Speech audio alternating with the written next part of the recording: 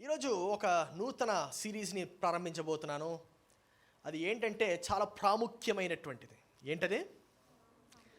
Pastor గారు మీరు చెప్పేవన్నీ చాలా ప్రాముఖ్యంగానే ఉంటాయని చెప్తారేమో కొంతమంది.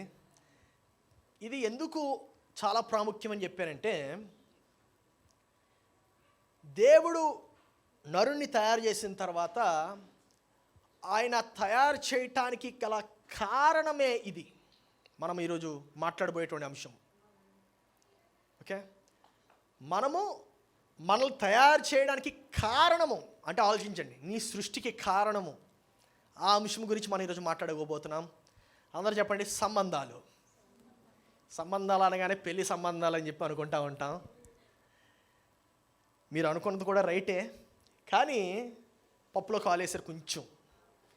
పెళ్లి సంబంధాలు కాదు, సంబంధాల గురించి హోలిస్టిక్గా మాట్లాడబోతున్నాను ఈరోజు. ఆ యొక్క సంబంధాలు అనేటువంటి అంశం నుంచి మరొక చిన్న చాప్టర్ 1, 2, 3 అలా వెళ్తాం అన్నమాట మనం. సో ఒక చిన్న చాప్టర్ ప్రారంభించబోతున్నాను. ఏంటంటే ఏకాంతము. ఏంటది? అందరు చెప్పండి, ఏకాంతము. మరి చెప్పాలి, ఏకాంతము. ఏంటండి ఏకాంతము అంటే? ఏకాంతము ఎవరికి ఇష్టం ఉండదు. ఏకంగా ఉండిపోవాలి, ఏకాంతం కలిగి ఉండాలంటే మనకి పెద్ద ఇష్టం ఉండదు. ఏకాంతంలో ఉండడం ఏంటండి? ఎవడైనా ఒంటరిగా ఒక్కడే ఉండడానికి ఇష్టపడతాడా? ఇష్టపడ్డు. కానీ అసలు ఏకాంతము దాని యొక్క మర్మం ఏంటో చూద్దాం. ఏకాంతం యొక్క సమస్య, అసలు ఏకాంతం యొక్క సమస్య ఏంటో మనం చూద్దాం. ఏకాంతము చాలా పెద్ద ప్రాబ్లం అని చెప్పి అనుకుంటూ ఉంటాం. అందుకనే మనము రకరకాలుగా ప్రయత్నిస్తూ ఉంటాం ఏకంగా ఉండకుండా, జనులతో ఉండడానికి. కానీ ఏకాంతం అనగా ఏంటో ఒకసారి మనము దేవుని యొక్క దృష్టి నుంచి చూద్దాము.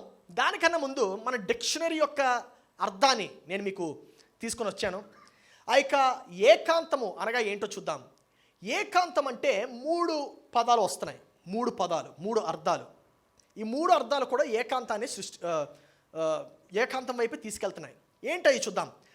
వేరుగా, ఏకాంతం అనగా వేరుగా, ప్రత్యేకముగా, సంపూర్ణంగా. ఏంటది? వేరుగా, ప్రత్యేకముగా, సంపూర్ణంగా. మళ్ళీ చెప్పాలి, వేరుగా, ప్రత్యేకముగా, సంపూర్ణంగా.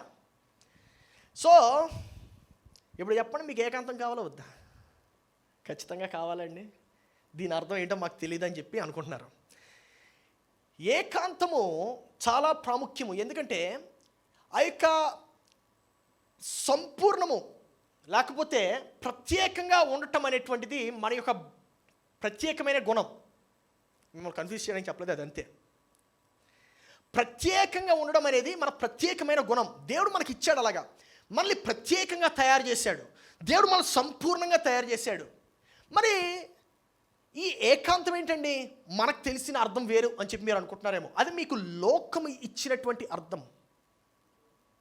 లోకం ఇచ్చినటువంటి అర్థం. 2 కొరింథీయులకు రాసిన పత్రిక 4వ అధ్యాయము 4వ వచనం చూద్దాం. దేవుని స్వరూపమయ్యున్న క్రీస్తు మహిమను కనపరచు సువార్త ప్రకారము, దేవుని స్వరూపి అయ్యున్న క్రీస్తు మహిమను కనపరచు సువార్త ప్రకాశము వారికి ప్రకాశింపకుండు నిమిత్తము ఈ యుగ సంబంధమైన దేవత అవిశ్వాసులైన వారి మనోనేత్రములకు గుడ్డితనము కలుగజేసెను. ఏం కలుగజేసింది? ఏది కలుగజేసింది? ఈ కాలములో ఏలుతున్నటువంటి దేవత. ఎవరది? దేవత. అర్థమైనా? మన రాజ్యాల్ని అనేక దేవతలు ఏలుతూ ఉంటాయి, రాష్ట్రాలు దేవతలు ఏలుతూ ఉంటాయి, దేశాలని దేవతలు ఏలుతూ ఉంటాయి. ఇది ఈ యుగ సంబంధమైన అంటే సాతాను కింద పిల్ల దెయ్యాలు ఉంటాయి అన్నమాట కొన్ని. ఆ పిల్ల దెయ్యాలు గుప్పిట్లో ఉంటాయి. అందుకే యేసుక్రీస్తు ఆయన శోధింపబడుతున్నప్పుడు సాతాను చేత ఆఖరిగా ఏమంటాడు, నీవు నాకు సాష్టాంగ నమస్కారం చేయి, ఈ యొక్క రాజ్యాలని నీకు ఇస్తానంటాడు. గుర్తుందా? ఈ యుగ సంబంధమైనటువంటి దేవత అనగా సాతాను, లూసిఫర్ ఏం చేస్తున్నాడంటే మన యొక్క మనోనేత్రాల్ని కప్పివేస్తున్నాడు. He is blinding the eyes. ఆయన ఎందుకు కప్పివేస్తున్నాడంటే నీకు అర్థము కాకుండా ఉండడానికి. ఏకాంతం అంటే తప్పు అని చెప్పి అనుకున్నారు చూడండి, కానీ అది తప్పు కాదు. దాని యొక్క అర్థమే ప్రత్యేకము, దాని యొక్క అర్థమే సంపూర్ణత, దాని యొక్క అర్థమే నీ యొక్క గుర్తింపు. హల్లెలూయా. సో ఇప్పుడు చెప్పండి, మనం లోకం నుండి నేర్చుకోవాలా నేర్చుకోకూడదా? నేర్చుకోకూడదు. ఇక సమస్య ఎక్కడొచ్చిందంటే సంఘము లోకం నుండి నేర్చుకుంటుంది. లోకం ఎలా ఉంటుందో సంఘంలో అలా ఉండాలి. లోకంలో సంబంధాలు ఎలా ఉన్నాయో మనం అటువంటి సంబంధాలు కలిగి ఉండాలి. లోకం ఎట్టి రీతిగా అయితే నడుస్తుందో మనము ఆ రీతిగా నడవాలి. As a matter of fact, you need to do the opposite. The church needs to start teaching the world how to behave. Amen. So మనము ఈ యొక్క లోకం నుండి నేర్చుకోవడం వలన మనకి గాయాలు కలిగాయి, మనకి తిరస్కారం వచ్చింది, మనకి స్వీయ ద్వేషము, మన మీద మనకే ద్వేషము, అసహ్యం పుట్టింది. అందుకే ఈ గదిలో కూర్చున్న ప్రతి ఒక్కరికి చెప్తున్నాను, మీరు ఖచ్చితంగా ద్వేషాన్ని అనుభవించే ఉంటారు, ఖచ్చితంగా తృణీకరణను అనుభవించే ఉంటారు, ఖచ్చితంగా మిమ్మల్ని మీరు ద్వేషించుకునే ఉండే ఉంటారు ఎక్కడో ఒక దగ్గర. అందుకే మీరు అణచివేతకు గురయ్యారు. ఇప్పుడు నేను ఒకే ఒక ప్రశ్న అడుగుతాను, దానికి సమాధానం చెప్పాలి. వేరుగా ప్రత్యేకముగా సంపూర్ణత కలగకుండా మీరు జీవించగలరా? జీవించలేము. మనం వేరుగా సంపూర్ణత కలిగి మనము ప్రత్యేకంగా జీవించలేము. మరి అలాంటప్పుడు వివాహం అయితే నీ ప్రత్యేకత పోతుందా? నాకు తెలిసి ఇప్పుడు అందరూ ఆన్సర్ ఎస్ అని చెప్తారు, కానీ మీరు అనుకుంటున్న ఎస్ని నో చేయడమే ఈ యొక్క వర్తమానం యొక్క ముఖ్యాంశము. వివాహము చేసుకున్న తర్వాత మన యొక్క ప్రత్యేకత పోతుంది కదండి. వివాహం చేసుకున్న తర్వాత మనము మారిపోతాం కదండి. వివాహం చేసుకున్న తర్వాత మనం వేరుగా ఎలా ఉంటాము? ఐమ్ టెల్లింగ్ యూ, వివాహం చేసుకున్నా సరే నీవు వేరుగానే ఉంటావు. ఉదాహరణకి నేను నా భార్య వివాహం చేసుకున్నాం 2017లో. మేము వివాహం చేసుకున్నప్పటికీ ఆమె ఏకాంతంగానే ఉంటుంది, నేను ఏకాంతంగానే ఉంటాను. మేము ఇద్దరు వ్యక్తులు, ఏకాంతం కలిగినటువంటి వ్యక్తులు జత చేయబడ్డాము. Are you getting this? ఈ యొక్క లోకం మనకి ఏం నేర్పిస్తుందంటే యూ కంప్లీట్ మీ. ఏం నేర్పిస్తుంది? యూ కంప్లీట్ మీ అంటే నువ్వు సగమా? నువ్వు సకంగా ఉంటేనే కదా ఇంకో వ్యక్తి వచ్చి దాన్ని పూర్తి చేసేది. నువ్వు సకంగా ఉంటే నువ్వు ఖచ్చితంగా తిరస్కరణ మాత్రమే ఎదుర్కొంటావు. నీ జీవితంలో ద్వేషాన్ని మాత్రమే నువ్వు అనుభవిస్తూ ఉంటావు. ఎందుకంటే సంపూర్ణత లేకుండా నువ్వు జీవితాన్ని జీవించలేవు. దేవుడు మనకి ఇచ్చినటువంటి గొప్ప బహుమతే సంపూర్ణత. హల్లెలూయా, సంపూర్ణత. అందుకే బైబిలు ఈ యొక్క ఏకాంతము చెడ్డదని చెప్పదు, ఏకాంతము మంచిది కాదని చెప్పదు. As a matter of fact ఏకాంతము చాలా అవసరం అని చెప్తుంది. నీవు పెళ్ళైనా, వివాహం అవ్వకపోయినా, ఇంకా చెప్పాలంటే నీకు వివాహము అవ్వాలంటే నువ్వు ఏకాంతంని సంపాదించాలి. నువ్వు ఎప్పుడైతే ఏకాంతాన్ని సంపాదిస్తావో అప్పుడే నీవు వివాహానికి అర్హురాలవు. ఎందుకంటే ఏకాంతం లేనటువంటి వివాహము నాశనానికి గురితీస్తుంది. నువ్వు ప్రేమించుకోలేనటువంటి పరిస్థితిలో ఉంటే నువ్వు నీ యొక్క భార్యను ఎలా ప్రేమిస్తావు? నీవు నీ యొక్క భర్తను ఎలా ప్రేమిస్తావు? నీ యొక్క సంపూర్ణతను నువ్వు గ్రహించకుండా, నీ యొక్క ఉద్దేశాన్ని, నీ యొక్క పనిని నువ్వు తెలుసుకోకుండా నువ్వు నీ యొక్క భార్యను ఎలా ప్రేమిస్తావు? మనం ఏ కౌన్సిలర్ని అడిగినా సైకియాట్రిక్ కౌన్సిలర్స్ని, ఏ కౌన్సిలర్ని అడిగినా వారు ప్రపంచంలో వారు ట్రీట్ చేస్తున్నటువంటి పేషెంట్స్కి ఉన్నటువంటి 99% ఉండేటువంటి సమస్య ఏంటో తెలుసా? వారిని వారు తెలుసుకోరు. ఈ యొక్క మెంటల్ ప్రాబ్లమ్స్, సైకలాజికల్ ప్రాబ్లమ్స్, ఈ యొక్క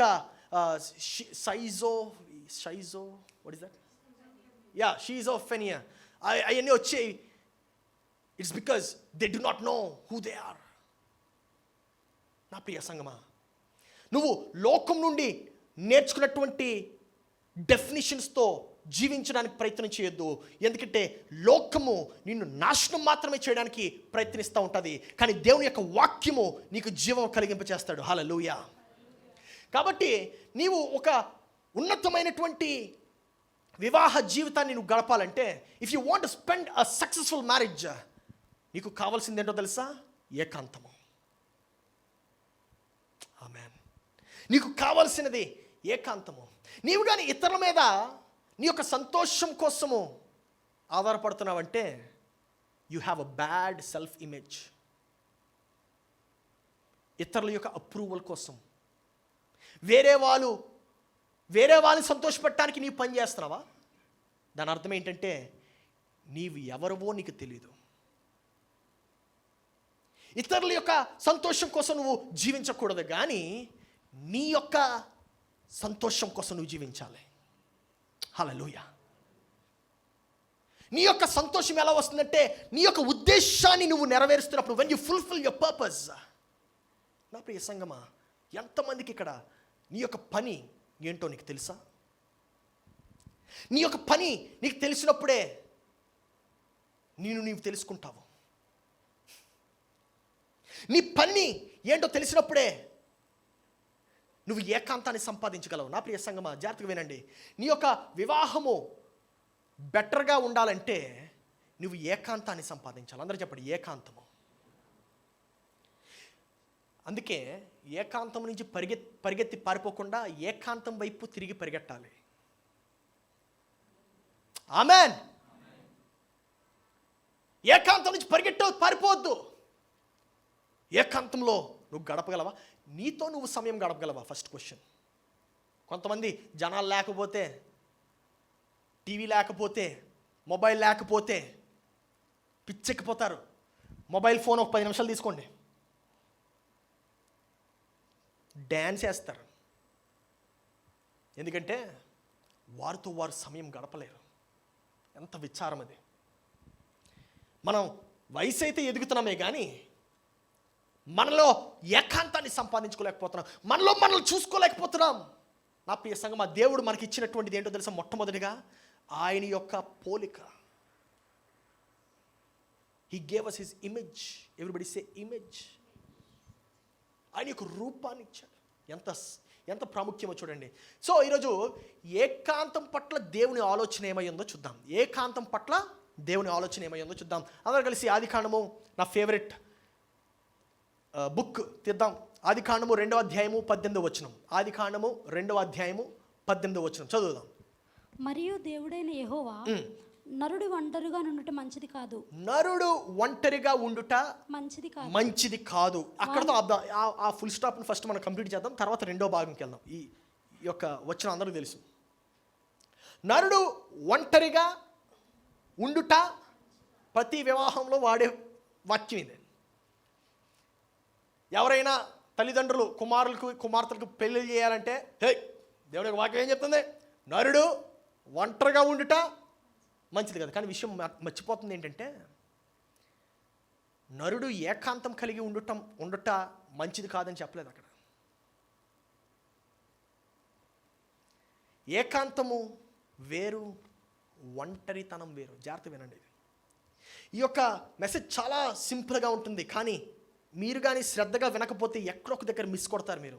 అందుకు శ్రద్ధగా వినండి, ఏ ఒక్క మాట కూడా మిస్ అవ్వద్దు. దేవుడు ఆదాముని తయారు చేసిన తర్వాత ఆదాము ఒంటరిగా ఉన్నాడని ఆదాముకు తెలియలేదు.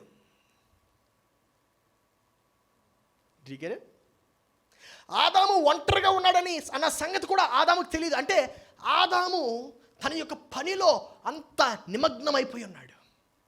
ఆదాము తన యొక్క ఉద్దేశాన్ని పూర్తి చేయడానికి అంత నిమగ్నమైపోయి ఉన్నాడు. నా ప్రియ సంగమా, నీ యొక్క ఉద్దేశం ఏంటి? నీ యొక్క పని ఏంటి? ఆదాము యొక్క పరిస్థితిని చూసి దేవుడు నిర్ణయించాడు, ఆదాము ఒంటరిగా ఉండుట. ఎప్పుడు ఆదాము కనిపించలేదే. ఆదాము ఎప్పుడు కూడా చూసి నేను ఒంటరిగా ఉన్నానని చెప్పి అనలేదే. అంటే ఒంటరిగా అంటే నేను ఒక్కడనే ఉన్నానని. ఎవరికి అనిపించింది? దేవునికి. ఎవరికి? దేవునికి. సో ఒక ఫ్రెండ్ కావాలి, ఒక సాటి అయిన సహాయం కావాలని చెప్పి ఆదాముకి ఎప్పుడు అనిపించలే. కానీ దేవుడు ఆదాముని చూసి అనుకున్నాడు. అది దేవుడు ఆదాముని చూసి అనుకున్నాడు. As a matter of fact ఆ యొక్క మాటకు అర్థం ఏంటో తెలుసా? ఆదాముగా ఉండటానికి ఇంకొకరు సహాయము అవసరం లేదు.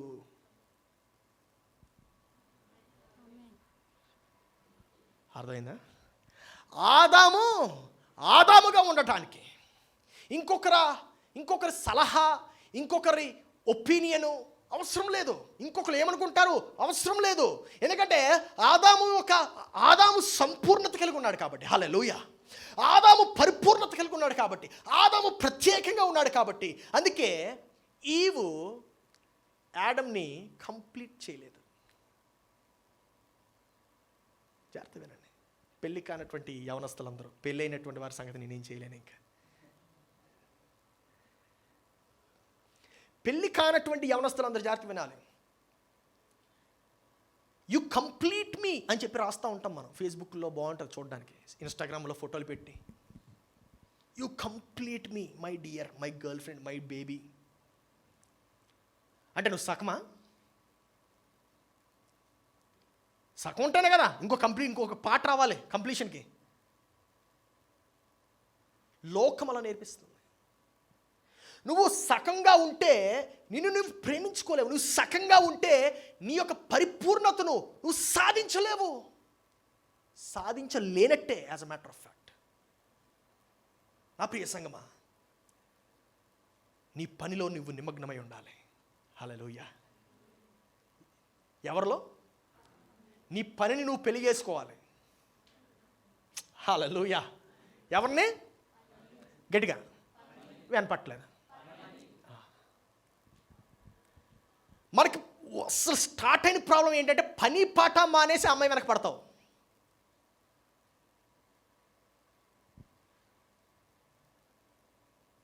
ఉద్యోగం సద్యోగం అంతా వదిలేసి అమ్మాయి వెనక పడతావు. అమ్మాయిలు కూడా ఏమి తక్కువ కాదు, అదే మ్యాటర్ చేస్తారు.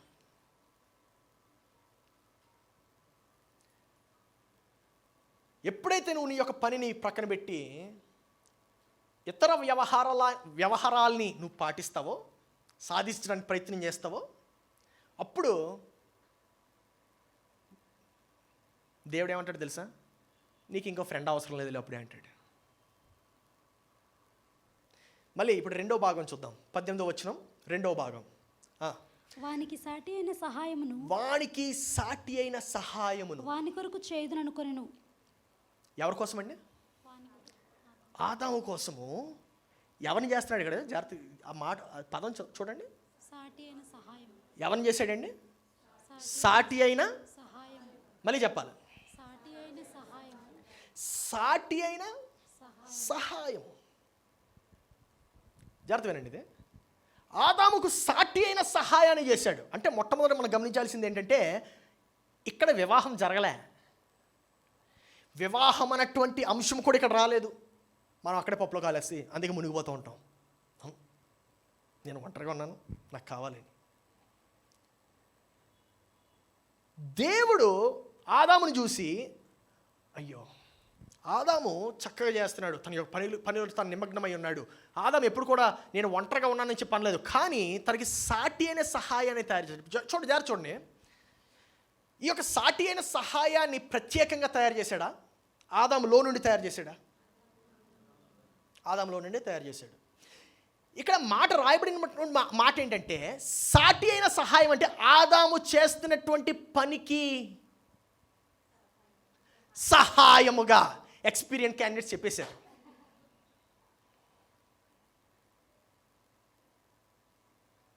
ఎవరికి? నీవు పని చేస్తున్నటువంటి పనికి సాటి అయిన సహాయముగా దేవుడు ఒక వ్యక్తిని పంపిస్తున్నాడు. హల్లెలూయా. నా ప్రియ సంగమా, ఇక్కడ దేవుడు వివాహం చేసుకునేటువంటి భార్యని తయారు చేయలేదు. మనం పప్పులో కాలేస్తున్నాం ప్రతిసారి అది చదివినప్పుడు. మనం ఏమనుకుంటున్నామంటే అమ్మాయి అంటే వివాహం కోసం కాదు, అమ్మాయి కూడా అబ్బాయిలాగా ఒక వ్యక్తే. హల్లెలూయా. ఆదాము ఎంత ప్రత్యేకము, ఎంత వేరు, ఎంత సంపూర్ణత అయితే కలుగున్నాడో అవ్వ కూడా అంతే ప్రత్యేకము, అంతే వేరుగా, అంతే సంపూర్ణత కలిగి ఉంది. హల్లెలూయా. ఇప్పుడు దేవుడు తయారు చేసింది ఒక స్త్రీని మనం గమనించాలి. స్త్రీ స్థాయి ఏమాత్రం తక్కువ కాదు పురుషుల కన్నా. వారు పర్ఫామ్ చేసే రోల్స్ వేరు, స్థాయి తక్కువ కాదు, ప్రత్యేకం. దేవుడు సాటి అయిన సహాయము అని ఎందుకు చెప్పాడు తెలుసా? సాటి అయిన అంటే అనుకూలమైన. ఎలా అండి? అనుకూలమైన సహాయం. ఇంకా చెప్పాలంటే ఆ అమ్మాయి పొగుడుతుంది, పొగిడింపబడుతుంది. అర్థమైందా? ఆదాముని ఏం పని చేస్తున్నావు పొగుడుతుంది. అదే ఆదాము ఆ అమ్మాయిని చూసి ఆహా నువ్వు కూడా ఏం పని చేస్తున్నావు అమ్మ అని చెప్పి పొగుడుతాడు. అదండి సాటి అయిన సహాయం అంటే. కొంతమంది అమ్మాయిలు తయారు చేస్తారు పుట్టినప్పటి నుంచి. టీ పెట్టు, కాఫీ పెట్టు, ఉప్మా మాజేయి, దోశయి, వంటగది శుభ్రంగా ఉంచు, హాల్ తుడు, టీ పై తుడు, చదువేందుకు నీకు, వివాహం చాలు. ఎస్పెషల్లీ అలాంటి డైలాగ్స్తో రెడీ చేస్తుంది తెలుసా? రేపు ప్రొద్దుట నువ్వు మీ అత్తగారి ఇంటికి వెళ్తే ఉంటుంది. విన్నావా ఈ డైలాగ్స్?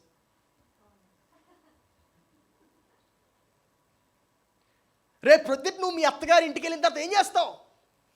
నా ప్రియ సంగమా, సాటి అయిన సహాయం అంటే కింద స్థాయి కాదు, equal or if not more powerful. Hallelujah. అది గమనించాలి నువ్వు. నీతో పాటు సమానము, లేదంటే నీకన్నా శక్తివంతమైనది సహాయాన్ని. మనం ఉదాహరణకి ఒక గొంత తవ్వాలి 6 అడుగులు. నేను గుణపం తీసుకొని తవ్వుతా, క్రేన్ బుక్ చేస్తా. క్రేన్ నాకన్నా శక్తివంతమైనదా కాదా? Did get it now? So మళ్ళీ వెళ్దాం. ఆదికాండము 2వ అధ్యాయము 22వ వచనం. తరువాత దేవుడైన యెహోవా తాను ఆదాము నుండి తీసిన ప్రక్కటి ఎముకను స్త్రీనిగా నిర్మించి ఆమెను ఆదాము నొద్దకు తీసుకువచ్చాను. ఏం చేశాడండి దేవుడు? ప్రక్కటెముకను ఉంది యాక్చువల్గా, కానీ హిబ్రూ భాషలో ఏంటంటే ఒక సెల్ తీసుకున్నాడట దేవుడు. అర్థమైందా? As a matter of fact దేవుడు ప్రతిదాన్ని కూడా ఒకే సెల్ నుంచి తయారు చేశాడు. బైబిల్లో మనకు క్లియర్గా చదవగలం. అది మట్టి నుంచి తీసాడట. మట్టి నుంచే సర్వాన్ని సృష్టించాడు. నీవు, నేను, జంతువులు, మొక్కలు, చెట్లు అన్నీ అన్నీ అన్నీ మట్టికి అంత శక్తి ఉంది. ఓకే, సో ఇక్కడ నేను మీ దృష్టి దేనిపైన ఫోకస్ చేయమంటున్నానంటే, స్త్రీనిగా నిర్మించి, చూడండి, స్త్రీనిగా ఆదాము నిర్మించాడా? స్త్రీనిగా ఇది చాలా విచిత్రం. జాగ్రత్త వినండి. ఇది ఆదాముని చేశాడు, అదేనా సృష్టించాడు. దేవుడు ఒకేసారి సృష్టిస్తాడు. ఏదైనా 2 సార్లు సృష్టించాడు. భూమి ఒకటే, మనకు తెలిసిన సూర్యుడు, నరుణ్ణి ఎంతమందిని సృష్టించాడు? ఆ నరుణ్ణి నుంచి మళ్ళీ తీశాడు. అది దేవుని యొక్క ప్రత్యేకత. దేవుని యొక్క ప్రత్యేకత అది. స్త్రీని నిర్మించాడట. నిర్మించడం అంటే ఏంటో తెలుసండి? అర్థమైందా? కొట్టాడు సుత్తిపెట్టి, రూపించాడు. నరున్నట్టు అంటే మగవాడినేమో అని చేశాడు. ఈడు ఒక పెద్ద బాక్స్ ఈడు. అమ్మని అలా చేయలేదట. హల్లెలూయా. ఈ స్త్రీని అలా చేయలేదట. స్త్రీకి టైం తీసుకున్నాడు. దాని అర్థం ఏంటో తెలుసా? ఇంకా శక్తివంతమైనదని. అందుకే నీ స్త్రీని నువ్వు సరిగ్గా చూసుకుంటే, చెప్పండి బ్రదర్స్, నీ స్త్రీని నువ్వు సరిగ్గా చూసుకుంటే జీవితం బాగుంటుంది. హల్లెలూయా.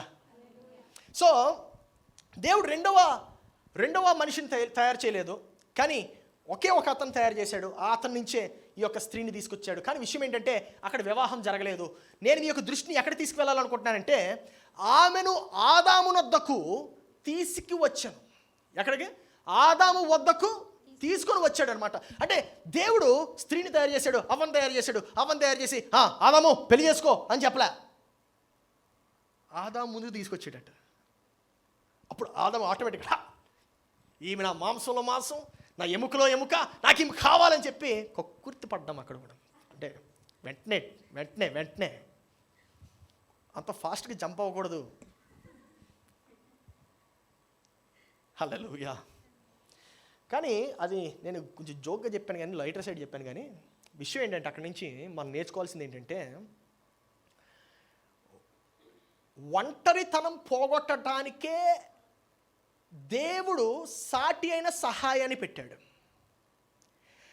ఒంటరితనం పోగొట్టడానికి వివాహం పెట్టలేదు. అర్థమైందా? అర్థం కాలేదా? మళ్ళీ చెప్తాను. ఒంటరితనం పోగొట్టడానికి దేవుడు సాటి అయిన సహాయం పెట్టాడు. అంటే దేవుడు ఒంటరితనం పోగొట్టడానికి ఇంకొక మనిషిని తయారు చేశాడు, మనుషులు పెట్టాడు. సాటి అయిన సహాయం అంటే నీ యొక్క మిత్రులు పెట్టాడు. He created companions for you.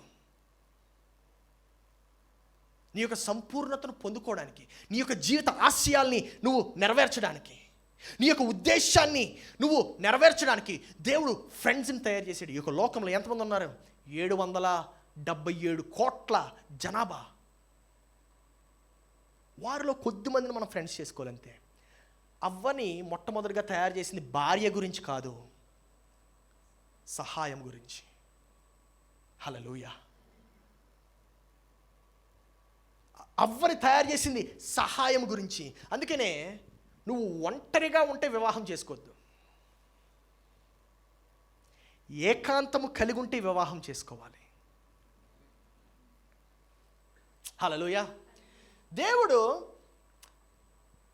ఆదాము ముందుకు తీసుకొచ్చాడట. ఇప్పుడు 20వ వచనం చూద్దాం. 2వ అధ్యాయము 20వ వచనం. అప్పుడు ఆదాము సమస్త పశువులను, ఆకాశ పక్షులను, సమస్త జంతువులకును పేర్లు పెట్టాడు. ఆయన పని ఏం చేసుకుంటున్నాడు? ఇది నల్లగా తెల్లగా ఉంది, దీనికి చారలు ఉన్నాయి, నల్లటి చారలు ఉన్నాయి, దీనికి జీబ్రా అని పెడదాం పేరు. ఇంకోటి ఏదో బాగా ఎక్కువ పని చేస్తుంది, దీనికి ఎద్దని పెడదాం పేరు. ఇంకోటి ఇది బాగా వేటాడేస్తుంది, ఈ కుందేళ్ళట్లని వేటాడుతుంది, దీనికి సింహం అని పెడదాం పేరు. అలాగే రకరకాలుగా పేర్లు పెడతా ఆయన పని ఆయన చూసుకుంటున్నాడు. చెట్లకు పేర్లు పెడతాడు, పుట్లకు పేర్లు పెడతాడు, రాళ్ళకి పేర్లు పెడతాడు. అన్నిటికీ ఈ ప్రాంతానికి ఒక పేరు పెట్టాడు, ఇంకో ప్రాంతానికి ఒక పేరు పెట్టాడు. ఆదాము తన పనిలో ఉన్నాడు. ఆదామునకు సాటి అయిన సహాయము అతనికి లేకపోయాను. అంటే ఈయన చూస్తున్నాడు, అరే ఇవన్నీ గుంపుగా ఉన్నాయి, సింహాలు గుంపుగా ఉన్నాయి, ఏనుగులు వాటర్ తాగడానికి వెళ్తున్నాయి, ఈ గుంపుగా వెళ్తున్నాయి, ఒక్క ఏనుగు వెళ్ళట్లేదు, ఇవన్నీ చక్కగా అనేకంగా ఉన్నాయి. అప్పుడు కూడా ఆదాము ఒక్కడే ఉన్నాడని అనిపించలే. అర్థమవుతుందా? సో అవ్వ మొట్టమొదటిగా తన యొక్క కర్తవ్యము వివాహం కాదు. అవ్వ తన యొక్క పని మొట్టమొదటిగా భార్య కాదు. అవ్వ యొక్క మొట్టమొదటి పని ఏంటంటే సహాయకురాలు. హల్లెలూయా. సహాయకురాలు. నువ్వు నీ యొక్క జీవితంలో ఎదగాలంటే నీకు కావలసిందే సహాయము. అందుకే నీ యొక్క సహాయాన్ని నువ్వు వెతుక్కోవాలి, భార్యను కాదు. అర్థమైనా? భార్యను వెతుక్కోవద్దు. భార్యని దేవుడు ఆదాము ముందు అంటే కొంతమంది సంఘానికి వస్తారు, వెంటనే మీకు ఐడియాలు వచ్చేస్తాయి. సంఘానికి వచ్చి ఒక భార్యను చూసుకుందాం అని వస్తారు సంఘానికి. అక్కడ అలా రావద్దు. అదేనా? సంఘానికి వచ్చి ఎవడు బాగున్నాడు, ఎవడో ఒకడు బాగుంటాడే, ఎవడు బాగున్నాడు, ఆ సెలక్షన్ ప్రాసెస్కి రావద్దు సంఘానికి. హల్లెలూయా. సంఘానికి దేనికోసం వస్తున్నాం? ఆ యొక్క పర్పస్ని గుర్తుపెట్టుకొని రండి. దేనికోసం వస్తున్నాం? ఆరాధించడానికి. చెప్పండి, మర్చిపోయారు అంటే మళ్ళీ రకరకాల ఆన్సర్లు చెప్పేస్తారో ముందే చెప్తున్నాను నేను, క్షమించండి కొంచెం. ఓకే, సో వివాహము ఒంటరితనానికి పరిష్కారం కాదు. దేనికండి? వివాహము ఒంటరితనానికి పరిష్కారం కాదు. అందుకే ఒంటరితనాన్ని పరిష్కరించదు. అర్థమైందండి? ఎందుకు ఈ మాట చెప్తున్నానంటే, ఈ గదిలో కూర్చుండకపోయినా మనకు తెలిసినటువంటి వారిలో ఎంతమంది వివాహం చేసుకొని ఇంకా ఒంటరితనం అనుభవిస్తున్నారు? ఎంతమంది వివాహం చేసుకొని ఇంకా పక్కన పడుకోకుండా వేరువేరు గదుల్లో పడుకుంటున్నారు? ఎంతమంది వివాహం చేసుకొని ఇంకా ఆ యొక్క ద్వేషాన్ని అనుభవిస్తున్నారు? ఎంతమంది వివాహం చేసుకొని ఆ ఇంటికి వెళ్ళటానికి భయపడుతున్నారు?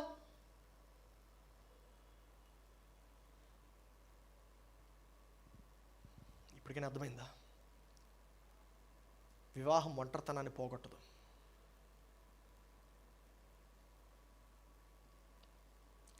ఇంకా ఒంటరితనాన్ని పెంచొచ్చు నువ్వు నీ సాటి అయిన సహాయాన్ని చేసుకోకపోతే.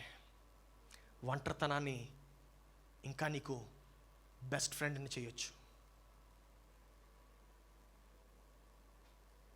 నా ప్రియ సంగమా, వివాహానికి నీకు కావలసిన అర్హత ఒంటరితనం కాదు, ఏకాంతము. ఆమేన్.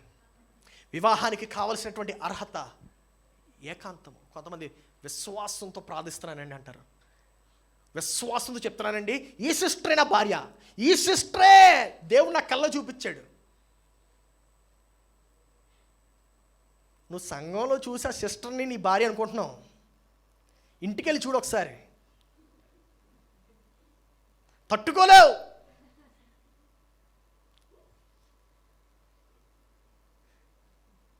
అర్థమైందా? తట్టుకోలేవు. ఉదయాన్నే చూడు ఒకసారి ఆ సిస్టర్ని మేకప్ లేకుండా. Oh my God. బ్రదర్స్లా కాదు సిస్టర్స్. బ్రదర్స్ కనీసం నీట్గా వచ్చారంటే ఇంట్లో కూడా నీట్గా ఉండొచ్చు కొద్దో గోపు. సిస్టర్స్ అలా కాదండోయ్.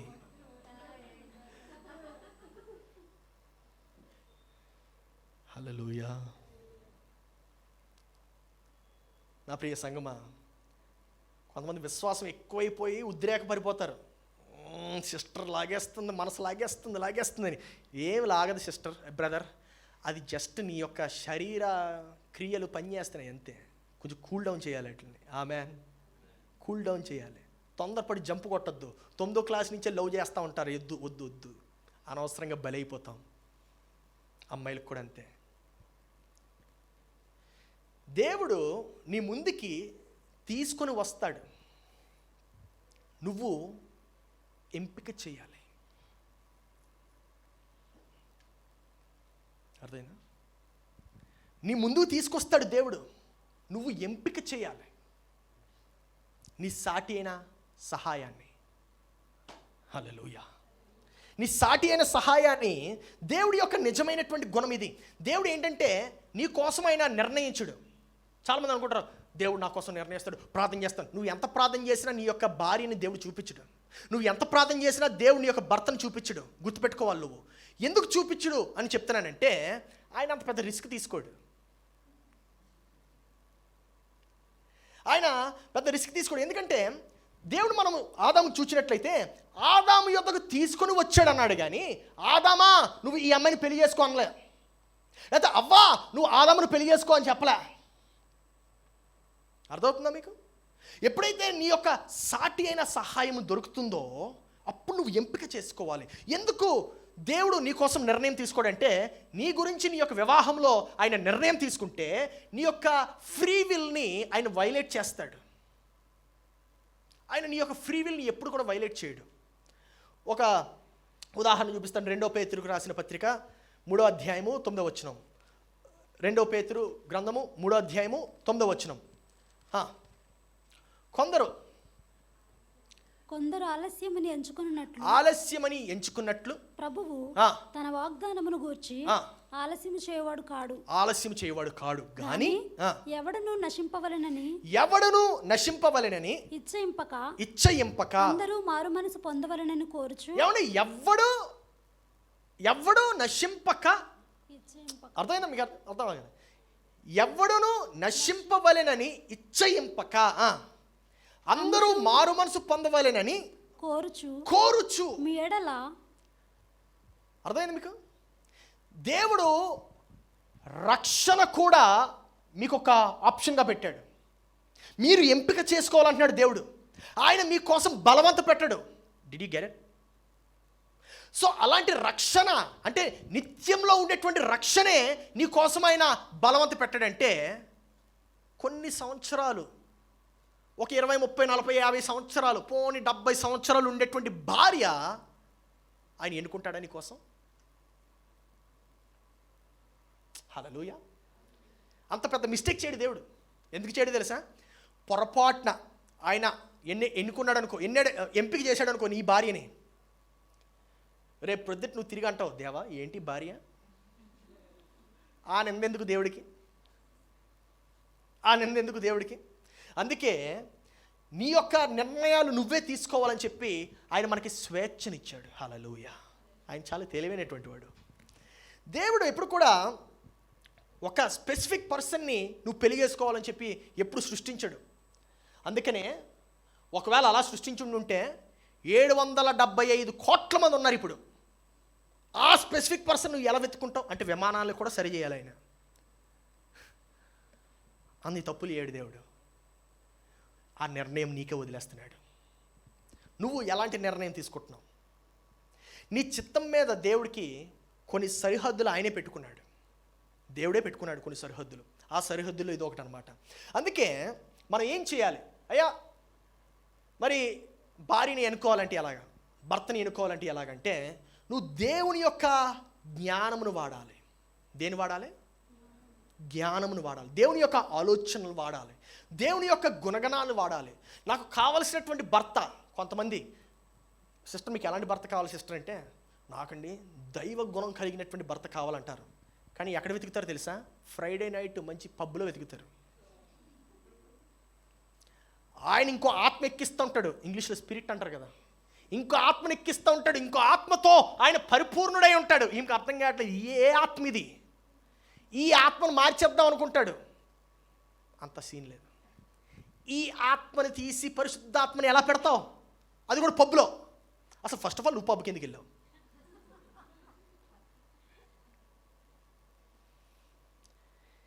నీకు దైవ గుణం కలిగినటువంటి భర్త కావాలంటే ఎక్కడికి వెళ్ళాలమ్మా? గుడికి రాకుండా మానేసి, దేవా బాధపడుతున్నానంటే మరి పబ్కి ఎందుకు వెళ్ళి నిర్ణయించుకున్నావు? కొంతమంది ఇంజనీరింగ్ కాలేజీలోనే నిర్ణయించేస్తారు. దొరికేశారు అందరూ. డిగ్రీ టైంలో నిర్ణయించేస్తారు. ఇంటర్మీడియట్లో నిర్ణయం చేస్తారు. ఈమె నా భర్త, ఈమె నా భార్య. ఏముంది ఈమెలో తెలీదు. హమ్ ఇస్కో ఇష్క్ కియా హే, ప్యార్ కియా హే, మొహబ్బత్ హే. తర్వాత పెళ్ళయిన తర్వాత మొహబ్బతు, ఇష్కు, ప్యారు అన్నీ ఊడిపోతాయి. పారిపోయి పెళ్లి చేస్తారు. అది అసలు కాన్సెప్ట్ నాకు అర్థం కాదు. పారిపోయి పెళ్లి ఎందుకు? పారిపోయి పెళ్లి చేసుకోవాల్సినంత అవసరం ఏంటి? పెళ్లి చేసి వదిలేస్తే ఆలే పారిపోతారు తర్వాత.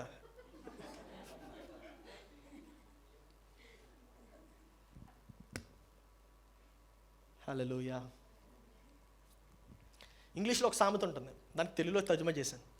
ఫస్ట్ తెలుగులో చెప్తాను, తర్వాత ఇంగ్లీష్లో చెప్తాను. నువ్వు ఎన్నుకున్న పరుపు మీద నువ్వే పడుకోవాలి. What ever bed you choose, you must also sleep in it. నువ్వు ఎన్నుకున్న పరుపు మీద ఎవరు పడుకోవాలి? అందుకే జాగ్రత్తగా ఎన్నుకోవాలి.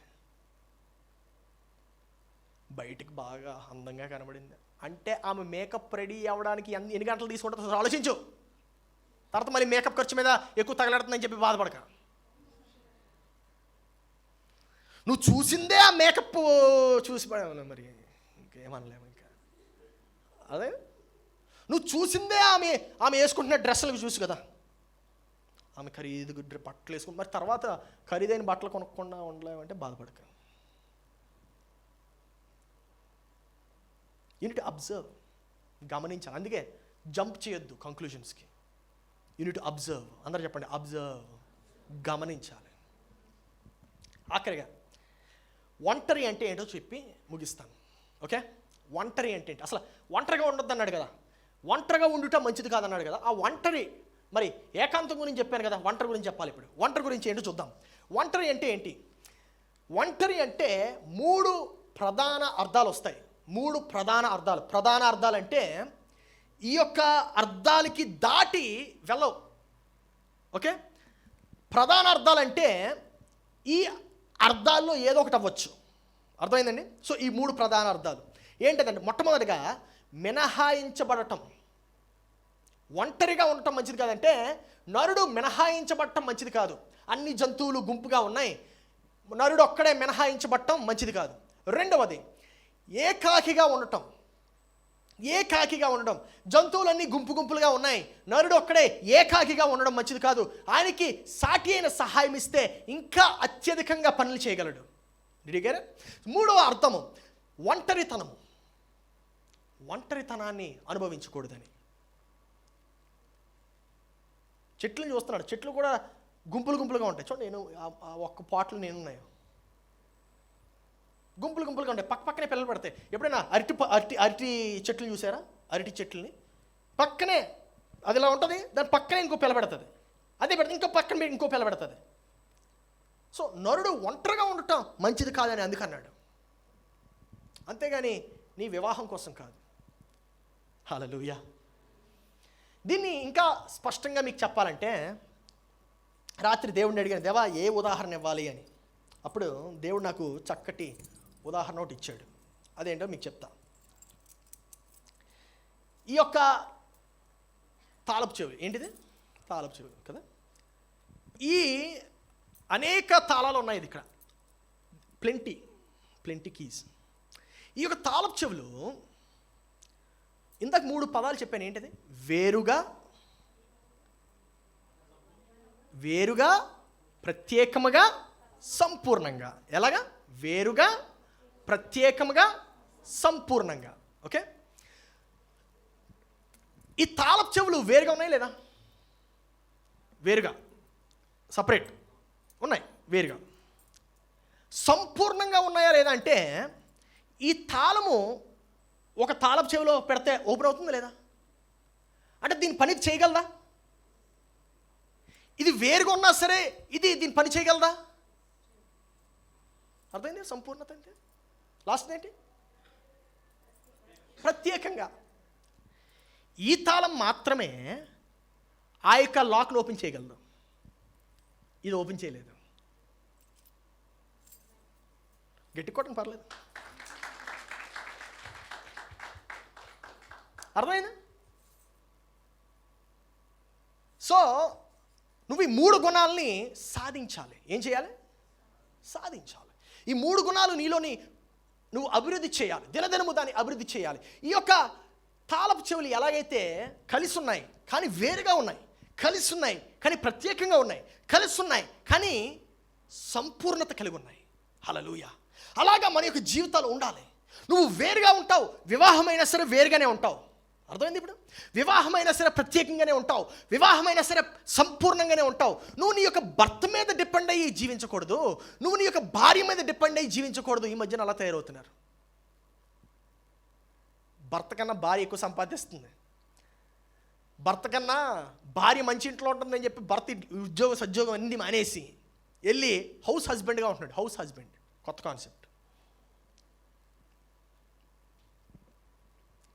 నా ప్రియ సహోదరి సహోదరుడా, అలా ఉండొద్దు. ప్రత్యేకంగా ఉండాలి. హల్లెలూయా. సంపూర్ణత కలిగి ఉండాలి. ఆమేన్. సో దేవుడికి ఈ యొక్క సంపూర్ణత, ప్రత్యేకత అంటే ఎంత ఇష్టం అంటే, నీ యొక్క థంబ్నెయిల్ ఇంకొకటికి ఇవ్వలేదు. నీ యొక్క రెటీనా, ఐ రెటీనాని ఇంకొకటికి ఇవ్వలే. హల్లెలూయా. 775 కోట్ల మందిలో నేను ప్రత్యేకంగా తయారు చేశాడు. హల్లెలూయా. అంత ప్రత్యేకత కలిగి ఉన్నటువంటి నీవు నీ యొక్క ప్రత్యేకతను వివాహం కోసం ఎందుకు వదిలేసుకోవాలనుకుంటున్నావు? అందుకనే నీ యొక్క సంబంధాలు బాగుండాలంటే మొట్టమొదటిగా నీవు బాగుండాలి. ఆమేన్. నీ యొక్క సంబంధాలు బాగుండాలంటే నీవు సంపూర్ణత కలిగి ఉండాలి. అందుకనే ఒక సంబంధాల విషయంలో ఆ యొక్క సంబంధంలో ఇన్వాల్వ్ అయినటువంటి వ్యక్తులు బట్టి ఆ యొక్క సంబంధం ఉంటుంది. అర్థమైందా? ఆ యొక్క సంబంధంలో ఇన్వాల్వ్ అయినటువంటి మనుషులు బట్టే, వ్యక్తులు బట్టే ఆ యొక్క సంబంధం ఉంటుంది. ఉదాహరణకి కోడిగుడ్లు లాంటివి. ఎంతమందికి ఆమ్లెట్లు ఇష్టం? నాకు చాలా ఇష్టం. చీజ్ వేసి ఇంకా చాలా బాగుంటుంది, బుల్జాయ్. కానీ నేను పెద్ద ఆమ్లెట్ వేయాలంటే కనీసం 2-3 కోడిగుడ్లు కావాలి. ఈ 2-3 కోడిగుడ్లలో ఒక కోడిగుడ్డు పాడైనా సరే ఆమ్లెట్ అంతా పాడైనట్టే. నువ్వు కలిగినటువంటి సంబంధాల్లో నువ్వు ఎంత బాగున్నా అవతల వ్యక్తి బాగోకపోతే ఆ యొక్క సంబంధం పోయినట్టే.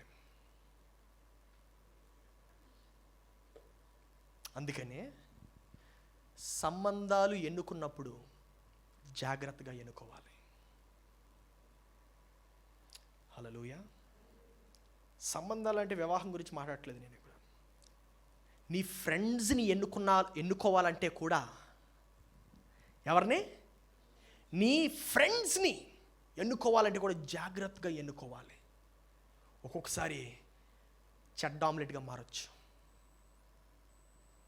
ఆ యొక్క ఆమ్లెట్ని పాడు చేసేది ఆ ఒకే ఒక సంబంధం. ఆ యొక్క జీవితాన్ని పాడు చేసేది ఆ ఒకే ఒక పరిచయం. నా ప్రియ సంగమా, నీవు చక్కటి ఆమ్లెట్ని తినాలంటే చక్కటి వ్యక్తివై ఉండాలి. ఆమేన్. చక్కటి వ్యక్తివై ఉండాలి. సో కోడిగుడ్లు ఎంత బాగుంటాయో నీ ఆమ్లెట్ అంత బాగుంటుంది. హల్లెలూయా.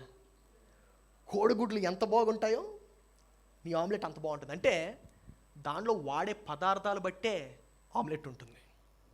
నువ్వు ఎటువంటి పదార్థం కలిగి ఉన్నావు? నువ్వు ఎటువంటి పదార్థం కలిగి ఉన్నావు? ఒకసారి నువ్వు పరిశీలించుకో. సంబంధాలు, ఇతరులతో సంబంధాలు కలగకముందు, ఇతరులతో సంబంధాలు కలగకముందు నీతో నువ్వు సంబంధం కలిగి ఉన్నావా? నీతో నువ్వు ఎవరివో నువ్వు తెలుసుకోగలుగుతున్నావా? నీవు ఎవరివో నీకు తెలుసా?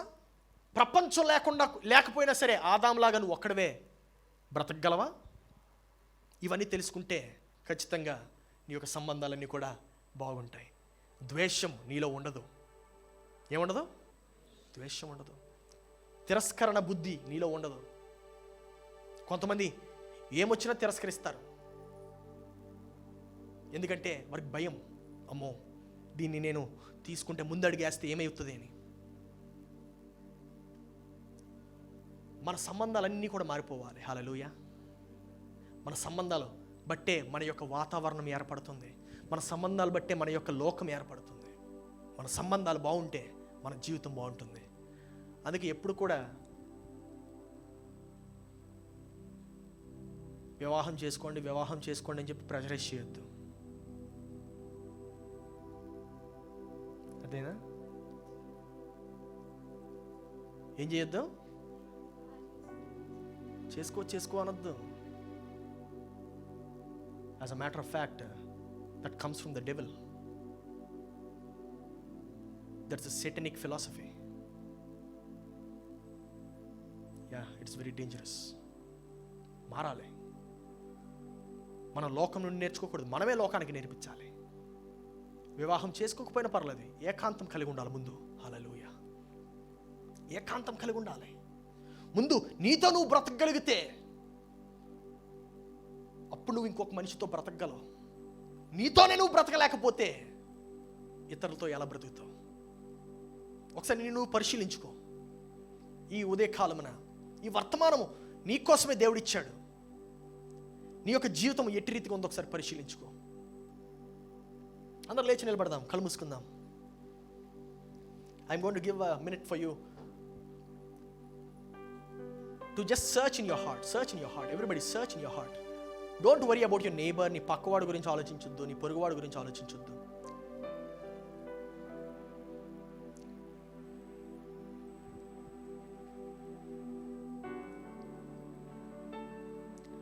పెళ్ళి ఎప్పుడే అవుతుంది అని ఎవరైనా అడిగితే నాకు సాటి అయిన సహాయం దొరికినప్పుడే అవుతుందని చెప్పాలి. హల్లెలూయా. నా ప్రియ సంగమా, దేవుడు నీ యొక్క ప్రత్యేకతను ఆయన ఇష్టపడుతున్నాడు. నీ యొక్క గుణాన్ని ఆయన ఇష్టపడుతున్నాడు. ఆ యొక్క ప్రత్యేకత కలిగినటువంటి నీవు నీ యొక్క ఫలాల్ని అభివృద్ధి పరుస్తున్నావా? నీలో ఉన్నటువంటి ఒంటరితనం పోవాలంటే దేవుడు నీకు స్నేహితుల్ని ఇచ్చాడు, వివాహం కాదు. నీలో ఉన్నటువంటి ఒంటరితనం పోవాలంటే దేవుడు నీకు మిత్రులను ఇచ్చాడు, నీ యొక్క శ్రేయోభిలాషులను ఇచ్చాడు, నీకు ఒక కుటుంబాన్ని ఇచ్చాడు. వారితో సమయం గడుపు, వాళ్ళతో మాట్లాడు. నీ హృదయంలో ఏముందో వారితో మాట్లాడు. దేవుడు ఖచ్చితంగా నీ యొక్క హృదయ వాంఛలను తీరుస్తాడు. ప్రియ ప్రభువా, నీకు వందనాలు చెల్లిస్తున్నాం. నీవు ఇచ్చినటువంటి ఈ యొక్క వాక్యం బట్టి, నీవునైనా ఈ యొక్క దినంనైనా మాకు ఇచ్చినటువంటి ఈ యొక్క శ్రేష్టమైనటువంటి రోజు బట్టి వందనాలు. దేవా, ఈ యొక్క వాక్యంనైనా నిన్ను గణపరుస్తుందని మేము నమ్ముతున్నాం. దేవా, నీ యొక్క కట్టడల్ని మాత్రమే మాట్లాడమని చెప్పి నమ్ముతున్నాం రాజా. దేవా, ఈ యొక్క నూతన వైఖరిని నీవు ఆది నుండి మా కొరకు పెట్టినందుకు వందనాలు. దీన్ని మాలోని ఇంకా ఫలింపచేయము. హల్లెలూయా. ఫలింపచేయము. జీవనది ఎలా అయితే ప్రవహిస్తుందో అలాగా ఫలింపచేయమయ్యా. దేవా, నీకు వందనాలు చెల్లిస్తున్నాం. ఈ యొక్క వర్తమానంనైనా మాలో పనిచేసి మేము ఆ యొక్క సాతాను యొక్క ఆలోచనల నుంచి, బంధకాల నుంచి, సాతాను మమ్మల్ని బంధించినటువంటి ఆ యొక్క బాండేజెస్ నుంచి మేము బయటకు రావడానికి సహాయం చేయము. నీకు మేము సమర్పించుకుంటున్నాం. నీకు వందనాలు, స్తోత్రాలు చెల్లిస్తూ యేసు పరిశుద్ధ నామములో అడిగి ప్రార్థిస్తున్నాం తండ్రి. ఆమేన్. హల్లెలూయా. ఈ ఆరాధన మీకు ఆశీర్వాదకరంగా ఉందని నేను నమ్ముతున్నాను.